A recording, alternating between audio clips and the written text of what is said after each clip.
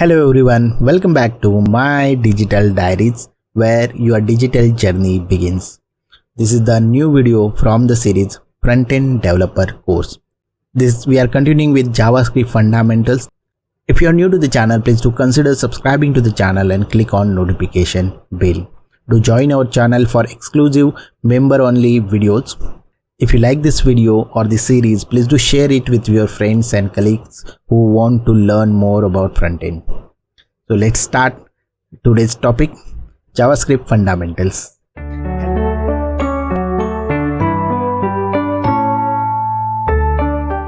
Frontend Developer course, Section 2, we are continuing with JavaScript Fundamentals. Today we are going to see statements. First up, declaration statements. Let constant var. They introduce identifiers into scope. So we have already seen this in last video. I'm not going in detail in it now. You can watch our last video on variable topics where we discuss about let, constant and variable. So next is the expression statement. They do something and often produce a value. So if you see here a first line, 5 plus 3, that is getting evaluated in assigned to x. In the second line, it is a function call also, and it is also an expression. So both the things, they are doing something and producing a value. Then we have a block statement. It is basically a grouping of a code and creating a new block scope for let and constant. So if you see here, this open and closing curly bracket is basically a block. Inside that we are defining the let x is a variable. So we are creating a block scope for this x variable. So this is block statement. Next is a conditional statement. It adds logic with condition. So code block like if, else if, else, it basically adds the logic with condition. So if you see if, else if, it evaluates a boolean conditions, only the first true branch runs and the rest are skipped. So if you see this example, if score is greater than 90, that will return true or false value, and then the next statement will run. The switch is also a conditional statement. Switch compares the same expression against multiple conditions. Strict match is used internally within the switch. So switch here day, so it will compare whether the case is Monday, case is Friday. So this condition will be compared. Always include a break to prevent a fall through into the next case unless you intend to share logic across the cases. So like here, if you see after every case condition, so console log start of the week, we are adding a break. Friday, end of the weekend soon, so we are adding a break. Okay, and then default runs when no case matches. So these are the conditional statement, if, else if or a switch. Then the control flow statement. These statements breaks the normal top to bottom execution of your program. The first statement is a break. Break basically exits the nearest loop or switch immediately. It stops the iteration altogether. So if you if you are seeing this example, this for loop, what we are doing is if I is equal to 5, so if I matches to 5, we are breaking this loop. So that's how you will use a break. It exits the nearest loop or switch immediately. Then we have a continue. It skips the current iteration and jumps to the next one. So in this for loop, if I equals to 2, then we are saying that continue. So it will not log the 2. So it will skip the next statement and it will continue. Okay. So that is how continue will work. Then we have a return. It exits the function right away and hands a value back to the caller. So any code after a return in the same block won't run. So in this, if you see, it is a return. So a comma b, a plus b, it is returning. The last example is throw. It raises an exception and unwinds the call stack until it hits a matching try catch. You can use it for a true exception situation. So if you want to hit any throw any error, you can throw like this. So break, continue, return and throw are the control flow statement. Next we will see looping statements. First is a classic for loop. It has a three parts. One is the initialization. So let I is equal to 0, that is your initialization. Then you have a condition I is less than 5, so that is condition, and the final expression I plus plus.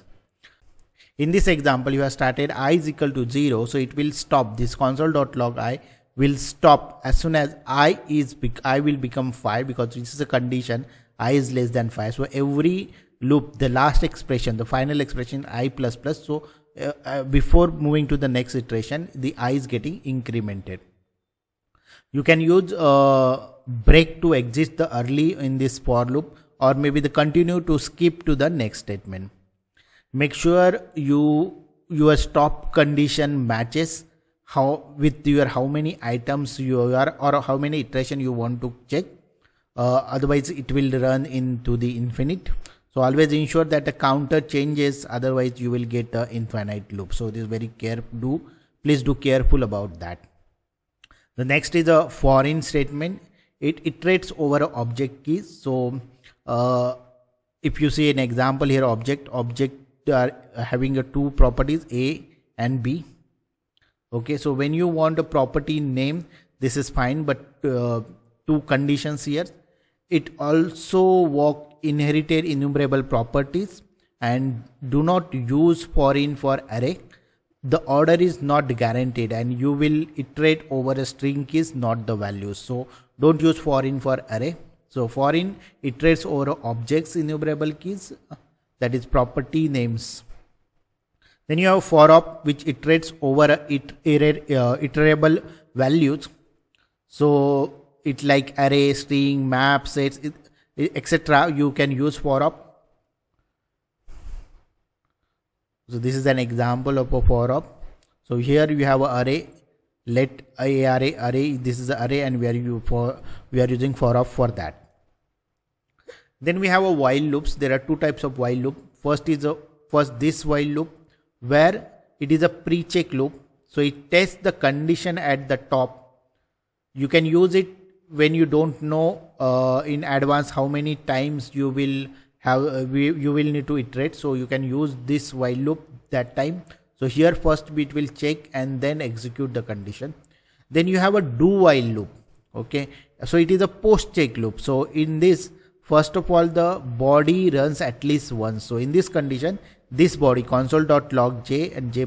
So this body will run at least one, and then there is a condition is check. If the condition is satisfied, and then the loop it will come out from the ladder the loop. So these are the looping statement for foreign, for op, while and do while. Now we will move to the exception handling statement. So try, catch, finally protects a risky section of a code. So you have a try, catch, finally. Try, catch, finally. Try runs code that might fails. Catch runs only if the exception is thrown. The error object can be anything thrown, but using error class gives you a helpful message and stack information. So this is very important for the catch. If you use this is the variable you are using. Instead of that, if you use the object of error class, then it will give you the exception as well as the stacked information. And then you have a finally here. So finally is basically always runs even though you success or failure, it will always run. So it is great for cleaning up the files, stopping loaders or releasing locks.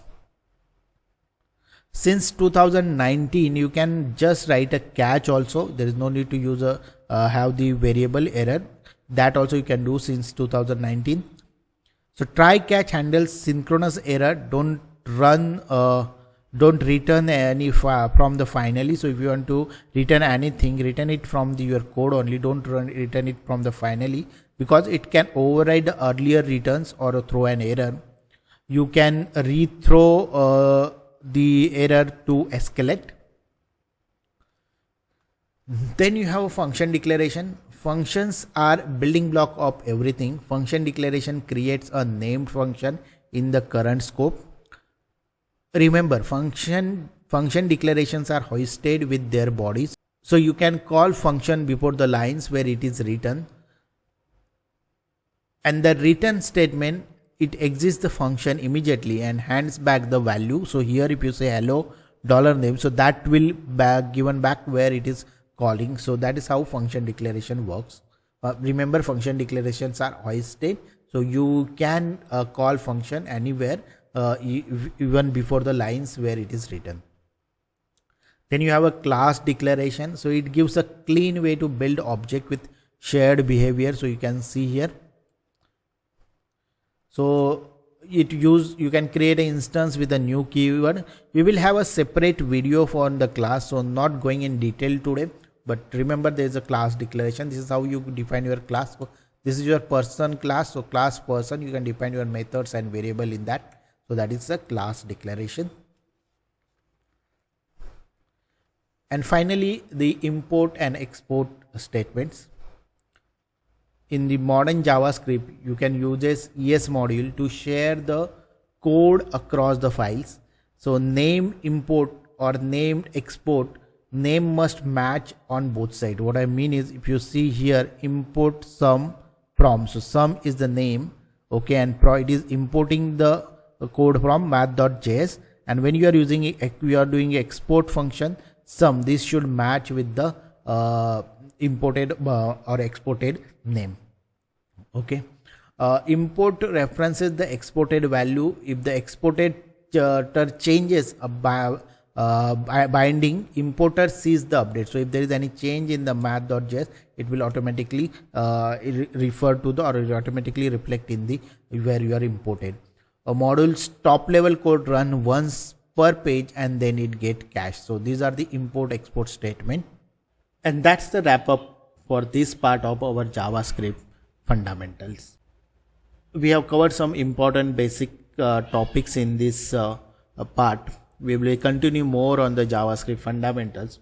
There is a lot more to explore, so stay tuned for the upcoming episodes where we will deep dive into JavaScript concept and also on hands-on coding. If you found this video helpful, don't forget to like, subscribe and share this video with your fellow learners. Got any questions or a feedback? Drop them in the comments below. I would love to hear from you. See you in the next one, only on My Digital Diaries. Thank you.